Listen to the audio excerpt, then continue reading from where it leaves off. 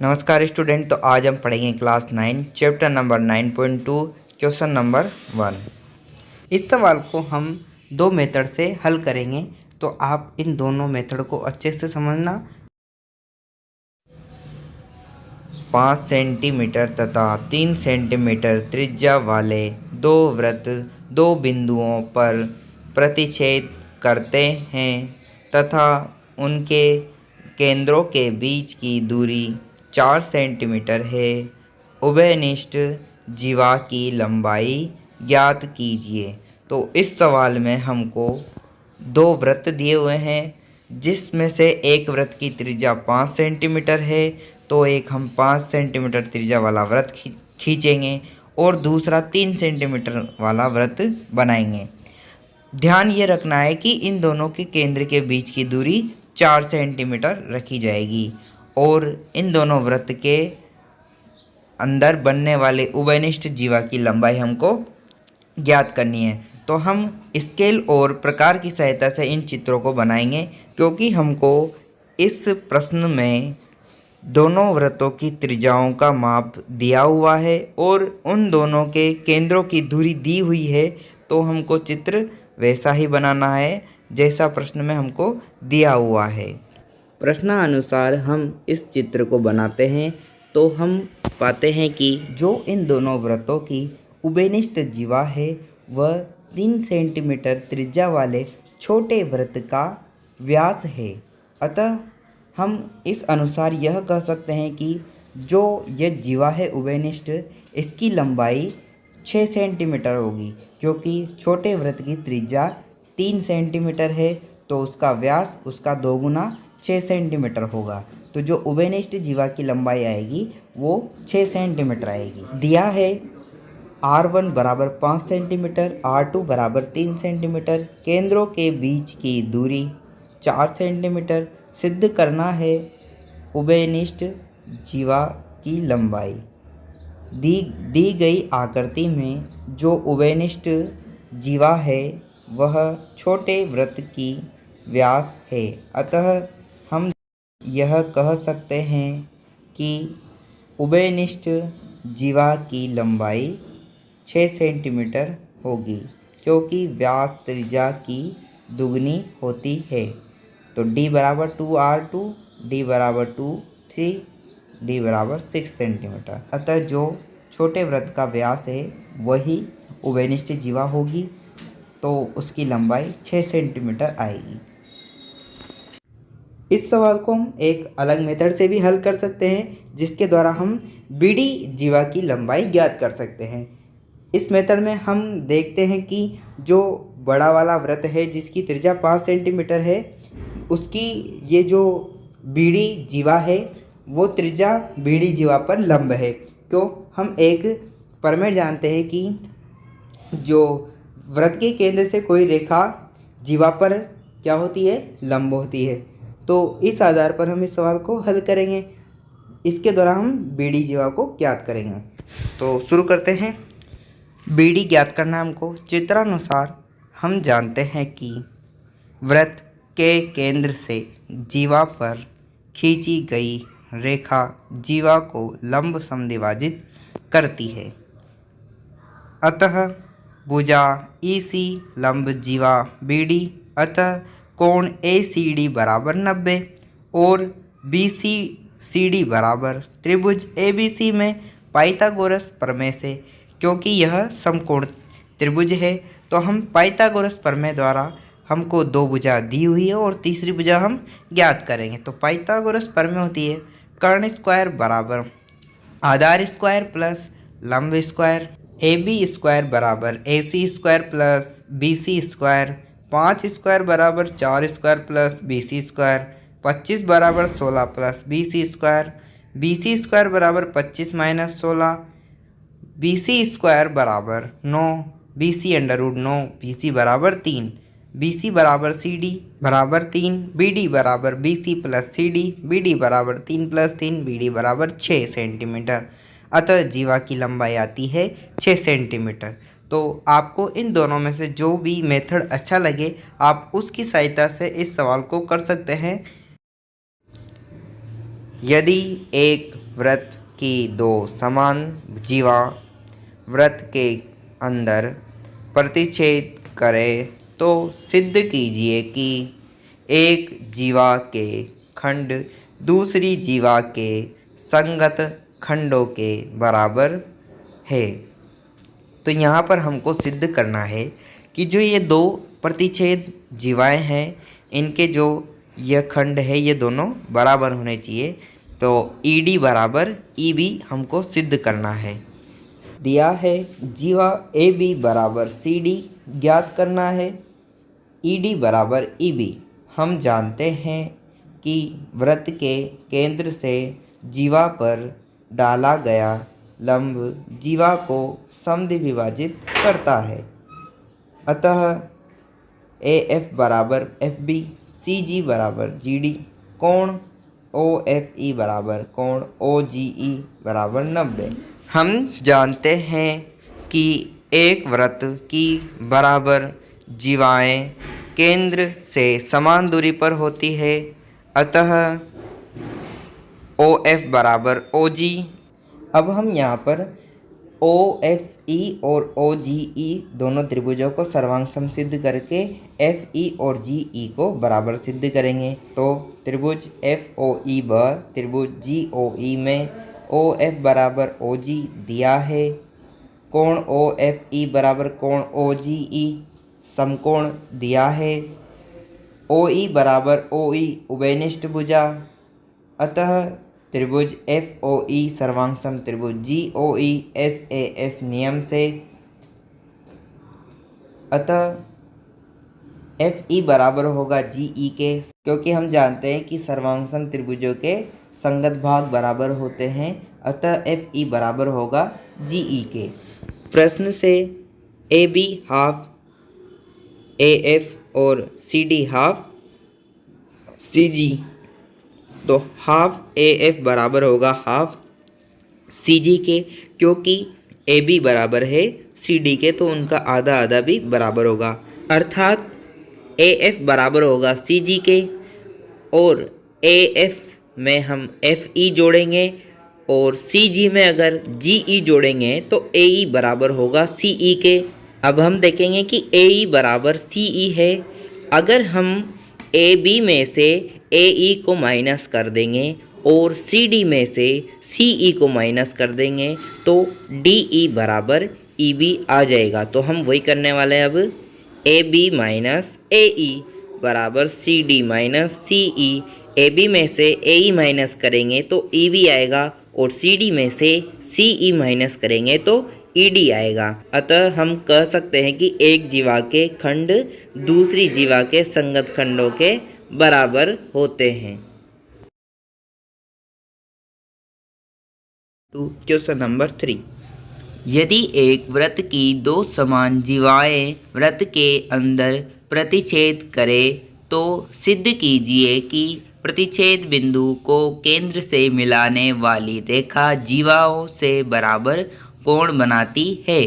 तो हमको यहाँ पर सिद्ध करना है कि जो वृत्त के केंद्र से जीवाओं के प्रतिच्छेद बिंदु को मिलाने वाली रेखा है वो प्रतिच्छेद बिंदु पर बराबर कोण बनाती है या नहीं। तो हमको कोण FEO और कोण GEO ज्ञात करना है।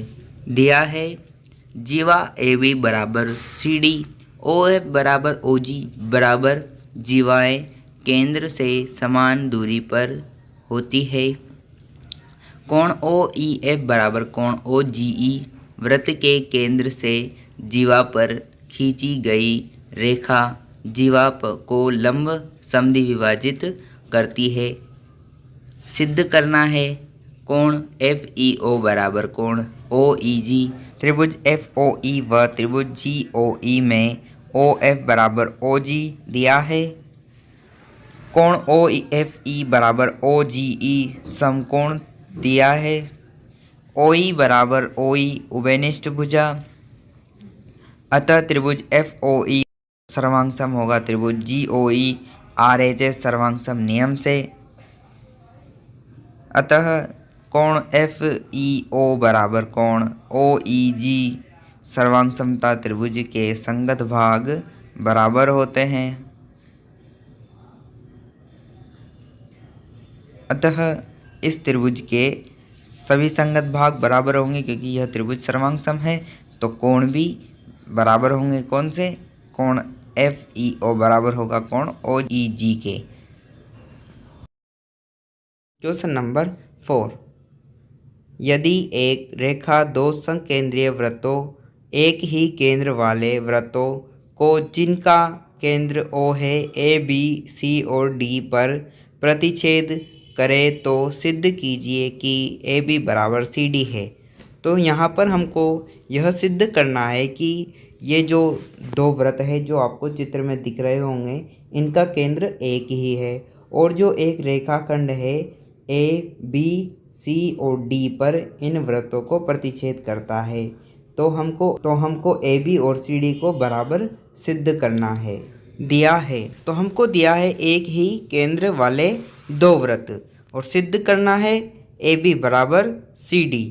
वृत्त के केंद्र से जीवा पर लंब खींचने पर तो हम क्या करेंगे, वृत्त के केंद्र से यह जो रेखा है यह हम जीवा मान सकते हैं। तो इस पर एक लंब डालेंगे, OE लंब AD और OE लंब BC। अब हमने क्या किया, OE रेखा जो है उसका लंब डाला AD भुजा पर और OE लंब डाला BC भुजा पर। और हम जानते हैं कि केंद्र से जीवा पर डाला गया लंब जीवा को लंब समद्विभाजित करता है। अतः AE बराबर ED और BE बराबर EC। अतः AE माइनस BE बराबर ED माइनस EC। तब AB बराबर CE, क्योंकि AE में से BE माइनस होगा तो बचेगा AB और ED में से माइनस करेंगे EC तो बचेगा CD।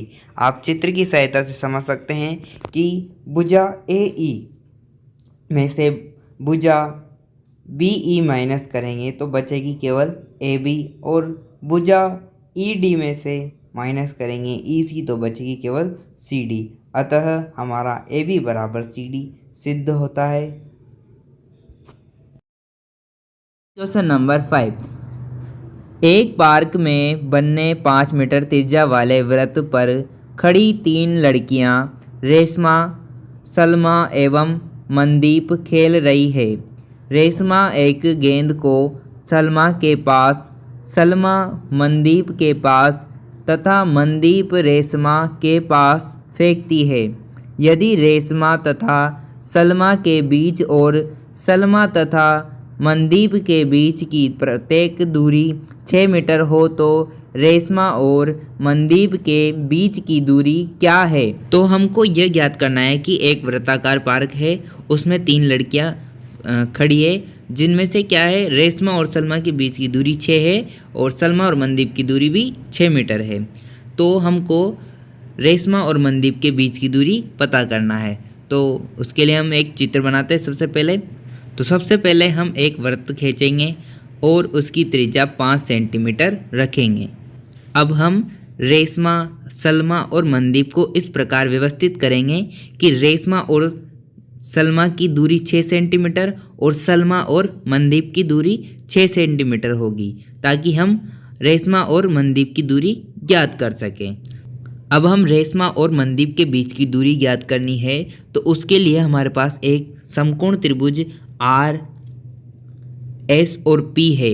इसमें हमको P समकोण है, क्योंकि हम जानते हैं कि वृत्त के केंद्र से जीवा पर खींची गई रेखा लंब समद्विभाजित करती है। तो यहाँ पर P जो कोण आएगा वो समकोण आएगा। तो ये समकोण त्रिभुज से हम इसकी भुजा ज्ञात कर सकते हैं। किंतु हमारे पास यहाँ पर जो भुजा PS है उसकी भी वैल्यू पता नहीं है। तो सबसे पहले हम उसकी वैल्यू पता करेंगे कि इसका मान क्या आएगा PS का, फिर हम इसको आगे बढ़ा सकते हैं ताकि हम RP ज्ञात कर सकते। रेशमा और मनदीप की दूरी ज्ञात करने के लिए सबसे पहले हम केंद्र O से एक रेखा जीवा SM पर लंब डालेंगे और एक रेखा केंद्र O से बिंदु M पर मिलाएंगे। अब हमारा चित्र बनकर तैयार है। अब हम रेशमा और मनदीप की दूरी ज्ञात करने का प्रयास करते हैं। तो चलिए शुरू करते हैं। तो हमको क्या क्या दिया हुआ है वो हम लिख लेते हैं और क्या ज्ञात करना है वो लिख लेते हैं। तो हमको दिया है त्रिज्या 5 सेंटीमीटर और रेशमा और सलमा के बीच की दूरी और सलमा और मनदीप के बीच की दूरी बराबर 6, यानी कि RS बराबर SM बराबर 6 दिया हुआ है। ज्ञात करना है रेशमा और मनदीप के बीच की दूरी, यानी कि RM हमको ज्ञात करना है। त्रिभुज SON में हम जानते हैं कि वृत्त के केंद्र से जीवा पर खींची गई रेखा जीवा पर लंब समद्विभाजित करती है। अतः ON लंब SM, तब कोण SNO बराबर 90 डिग्री और SN बराबर NM बराबर 3। यहाँ पर SN और NM 3 इसलिए आया है क्योंकि हम जानते हैं कि वृत्त के केंद्र से जीवा पर खींची गई रेखा लंब समद्विभाजित करती है।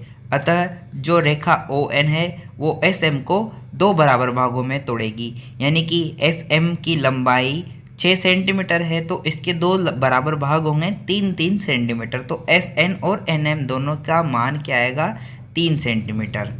तब त्रिभुज SON में पाइथागोरस प्रमेय से कर्ण स्क्वायर बराबर आधार स्क्वायर प्लस लंब स्क्वायर, 5 स्क्वायर बराबर आधार है 3 स्क्वायर प्लस लंब स्क्वायर ON का स्क्वायर, 5 का स्क्वायर 25, 3 का स्क्वायर 9, ON स्क्वायर का ON स्क्वायर।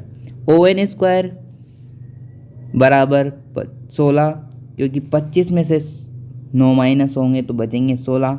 ON बराबर √16, ON बराबर 4, क्योंकि √16 का मान होता है 4। अतः त्रिभुज SOM का क्षेत्रफल जिसकी ऊंचाई PM है बराबर होगा त्रिभुज SOM का क्षेत्रफल जिसकी ऊंचाई ON है। यह दोनों एक ही त्रिभुज है, बस इनकी ऊंचाई अलग अलग है। आप चित्र में देख सकते हैं कि त्रिभुज SOM इनमें 2 ऊंचाइयां हैं, एक ऊंचाई ON है और एक ऊंचाई PM है।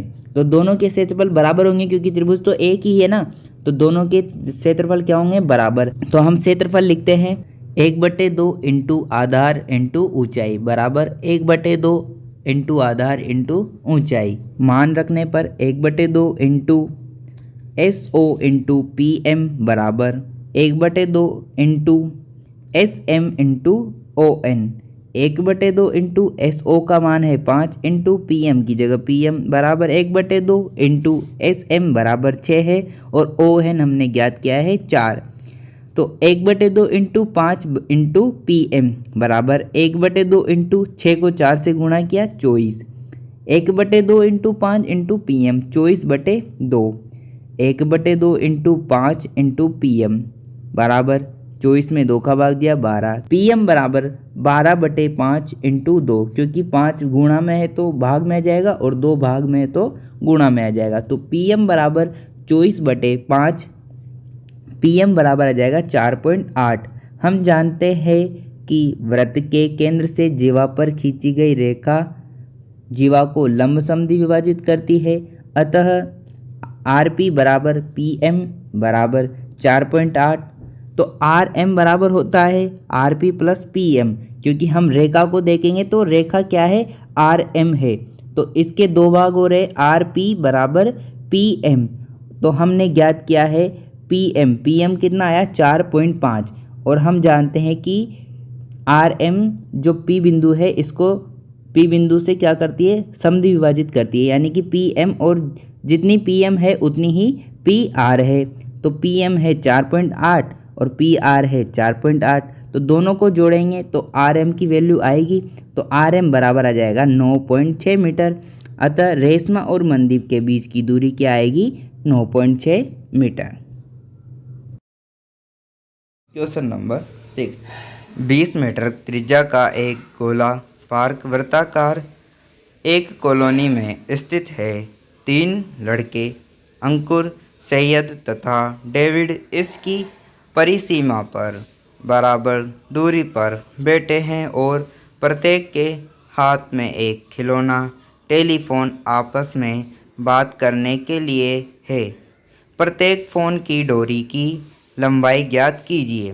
प्रश्न अनुसार हमको दिया हुआ है कि एक 20 सेंटीमीटर त्रिज्या का एक गोलाकार कॉलोनी है। उसमें क्या है, 3 लड़के अंकुर, सैयद और डेविड उस कॉलोनी की परिसीमा पर बराबर दूरी पर बैठे हुए हैं, यानी कि उनकी जो दूरी है वो क्या है, बराबर। तो AD बराबर है, DS बराबर है और AS बराबर, यानी कि हम इसको इनकी दूरी को मान लेते हैं A। ये इनकी दूरी बराबर है और त्रिज्या 20 सेंटीमीटर दी हुई है। तो हमको इनकी दूरी का मान पता करना है। दिया है त्रिज्या OD बराबर OA बराबर OS 20 मीटर, AD बराबर DS बराबर AS बराबर A ज्ञात करना है। डोरी की लंबाई AD बराबर, त्रिभुज एक समबाहु त्रिभुज है। जो यहाँ पर यह त्रिभुज है ADS, ये क्या है, समबाहु त्रिभुज है। अतः त्रिभुज AOD व त्रिभुज DOM में DO बराबर DO उभयनिष्ठ भुजा, AO बराबर SO त्रिज्या, AD बराबर DS दिया है। त्रिभुज AOD सर्वांग होगा त्रिभुज DOM के SSS नियम से। इसी प्रकार त्रिभुज AOD सर्वांग होगा त्रिभुज AOS SS नियम से। अतः हम कह सकते हैं कि यह तीनों जो त्रिभुज थे इनका क्षेत्रफल क्या होगा, बराबर होगा, यानी कि ये तीनों त्रिभुज बराबर होंगे। और इन तीनों त्रिभुजों का क्षेत्रफल बड़े वाले त्रिभुज के क्षेत्रफल के बराबर होगा। तो हम लिख सकते हैं कि त्रिभुज ASD का क्षेत्रफल बराबर त्रिभुज AOD प्लस त्रिभुज DOS प्लस त्रिभुज AOS का क्षेत्रफल। अब इन तीनों का क्षेत्रफल बराबर है तो हम लिख सकते हैं कि त्रिभुज ASD एक समबाहु त्रिभुज है, तो समबाहु त्रिभुज का क्षेत्रफल है √3/4 A² बराबर। अब हम जानते हैं कि इन तीनों का क्षेत्रफल बराबर है, तो तीनों को हम लिख सकते हैं 3 त्रिभुज AOD का क्षेत्रफल। अतः अब हम लिख सकते हैं कि √3/4 A² बराबर 3। त्रिभुज का क्षेत्रफल यहाँ पर लिखेंगे हम 1/2 आधार इंटू ऊंचाई,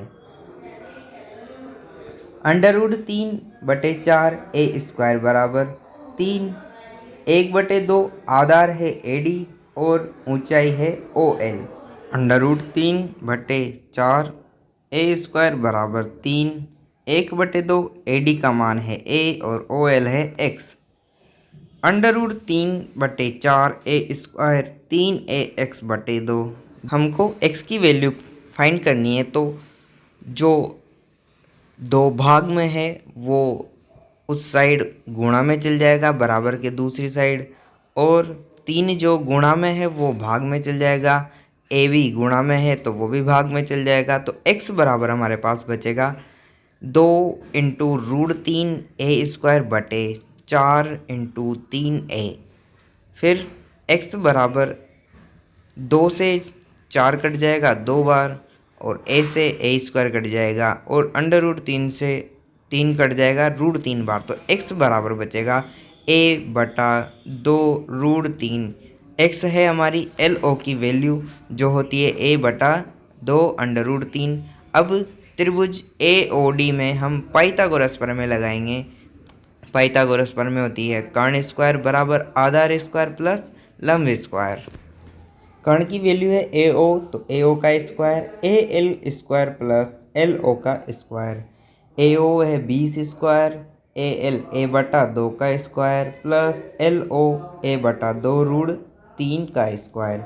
यहाँ पर AL की वैल्यू A/2 इसलिए आई है क्योंकि आप देखेंगे कि AD की वैल्यू है A, तो AL उसका आधा है, तो AL की वैल्यू आएगी A/2। 20 का स्क्वायर 400 बराबर A²/4 A/2 √3 का स्क्वायर होगा A²/4 इंटू √3 का स्क्वायर 3। 400 बराबर A²/4 प्लस A²/12। 400 बराबर 4 और 12 का एलसीएम आएगा 12, और इनका एलसीएम लेंगे तो 3A प्लस A²/12। 400 बराबर 3A² प्लस A² जोड़ेंगे तो 4A² /12। 4 से 12 कटेंगे तो 400 ए स्क्वायर बटे 3। 400 को 3 से गुणा करेंगे तो 1200 ए स्क्वायर। 1200 का अंडर रूट हम निकालेंगे तो ये आएगा ए बराबर 20 रूट 3।